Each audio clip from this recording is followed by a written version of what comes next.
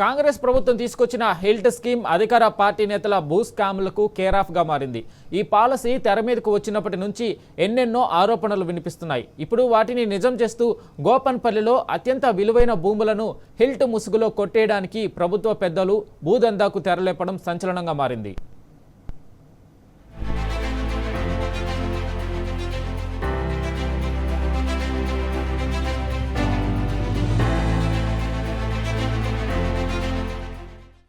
రేవంత్ సర్కార్ హిల్ట్ దందాకు తెరలేపారు. గోపన్పల్లిలో ఉన్న ఖరీదైన అలెండి ఫ్యాక్టరీ భూములకు టెండర్ వేశారు. హెచ్సియు ఏర్పడకముందే రంగారెడ్డి జిల్లా షేర్లింగపల్లి మండలం గోపన్పల్లి గ్రామ పరిధిలో అల్యూమినియం ఫ్యాక్టరీ ఏర్పాటైంది. అలెండి పేరిట నెలకొల్పిన ఈ ఫ్యాక్టరీ కోసం దాదాపు 45 ఎకరాల భూమిని 1960 దశకంలోనే కొనుగోలు చేశారు. The commercial and industrial finance limited అనే సంస్థ నుంచి ఈ భూమిని కొనుగోలు చేసి ఫ్యాక్టరీని ఏర్పాటు చేశారు. ఆ తర్వాత పరిశ్రమలో ఉత్పత్తి గణనీయంగా పెరగడంతో ఫ్యాక్టరీని విస్తరించేందుకు సంబంధిత యాజమాన్యం అప్పటి ప్రభుత్వాన్ని ఆశ్రయించింది. ఈ మేరకు అప్పటి ప్రభుత్వం ఫ్యాక్టరీని ఆనుకొని ఉన్న ఒక వ్యక్తికి చెందిన 43.13 ఎకరాల ప్రైవేట్ భూమితో పాటు దాని పక్కనే ఉన్న సిఐఎఫ్ఎల్కు చెందిన మరో 10 ఎకరాలు, ఇలా మొత్తంగా 53.13 ఎకరాల భూమిని భూసేకరణ ద్వారా సేకరించి అలెండుకు అప్పగించింది. అయితే సాధారణ రేటుతోనే ఈ భూముల్ని ఇచ్చేందుకు గాను ఫ్యాక్టరీ కార్యకలాపాలు విస్తరించి ఏటా వేలాది మంది ఉపాధి అవకాశాలను కల్పించాలని షరతు విధించారు.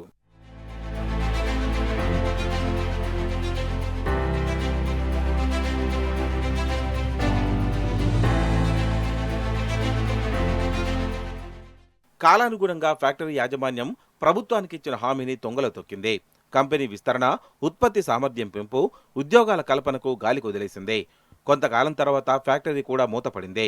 అనంతరం ఫ్యాక్టరీకి చెందిన భూములు చేతులు మారాయి. ఇలా ఆంధ్రప్రదేశ్కు చెందిన ఒక వ్యక్తి చేతుల్లో ప్రస్తుతం ఆ భూములున్నాయి.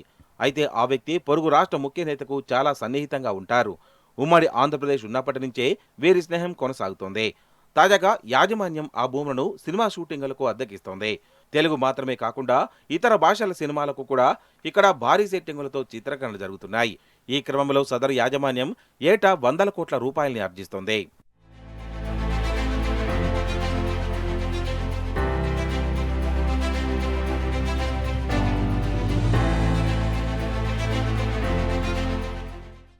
పొరుగు రాష్ట్ర ముఖ్య నేతకు సన్నిహితంగా మెలిగిన అప్పటి అలెండి యాజమాన్యం కన్ను తాజాగా హిల్ట్పై పడింది.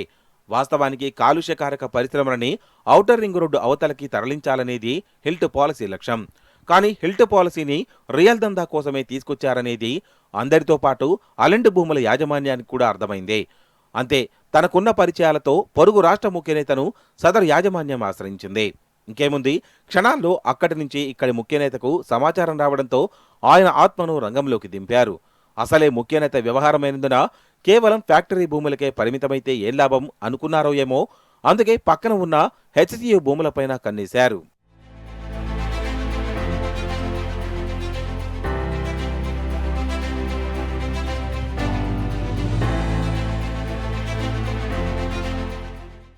ఎప్పటి నుంచో ఈ ఫ్యాక్టరీని ఆనుకొని సెంట్రల్ యూనివర్సిటీ భూముల్లో 20 ఎకరాలకు సంబంధించి వివాదం కొనసాగుతుంది. దానిని ఆసరాగా చేసుకుని ఆ వ్యవహారాన్ని కూడా ముఖ్యనేత ఆత్మ చక్కబెడుతున్నట్లు సమాచారం.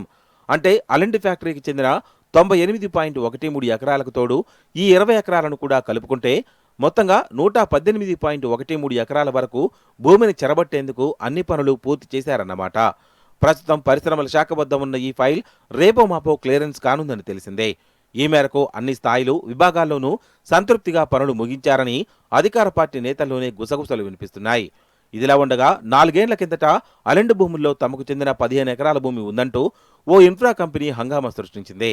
అదే కంపెనీ ఇప్పుడు ప్రేక్షక పాత్రకై పరిమితం కావడం అందరినీ ఆశ్చర్యానికి కలిగిస్తోంది.